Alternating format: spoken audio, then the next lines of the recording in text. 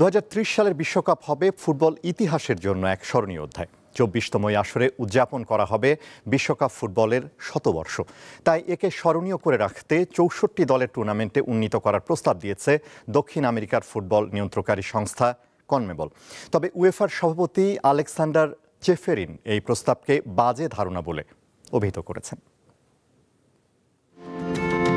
যুক্তরাষ্ট্র, কানাডা ও মেক্সিকোয় যৌথভাবে 2026 সালে হতে যাচ্ছে 48 দলের প্রথম বিশ্বকাপ। ফলে দ্য গ্রেটেস্ট শো অন আর্থের মান অনেকটা পড়ে যাবে, এমনটাই দাবি করে সমালোচনাও করেছেন কেউ কেউ।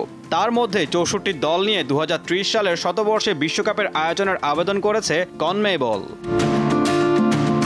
সম্প্রতি ফিফার প্রেসিডেন্ট জিয়ান্নি ইনফান্তিনোকে নিয়ে এক সভার আয়োজন করে কনমেবল। সভায় সভাপতি আলেহান্দ্রো ডোমিঙ্গেজ বিশ্বকাপের শতবর্ষ স্মরণীয় করে রাখতে দল বাড়ানোর কথা বলেন।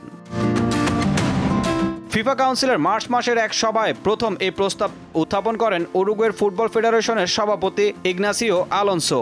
এরপর বিষয়টি নিয়ে শুরু হয় আলাপ আলোচনা। ফিফা প্রস্তাবটি বিবেচনার কথা বললেও উয়েফা সভাপতি আলেকজান্ডার চেফেরিন এর বিরুদ্ধে অবস্থান নেন। এই প্রস্তাব গৃহীত হলে 2030 সালের বিশ্বকাপে 64 দলের অংশগ্রহণে 128টি ম্যাচ হবে। অবশ্য 1998 থেকে 2022 সাল পর্যন্ত প্রতি আসরে হয়েছিল 64 ম্যাচ। বিশ্বকাপের প্রথম আসর হয় 1930 সালে দক্ষিণ আমেরিকার দেশ উরুগুয়েতে। 2030 সালের বিশ্বকাপ ফুটবল হবে Argentina, Paraguay, Uruguay, Spain, Portugal ও মরক্কোতে।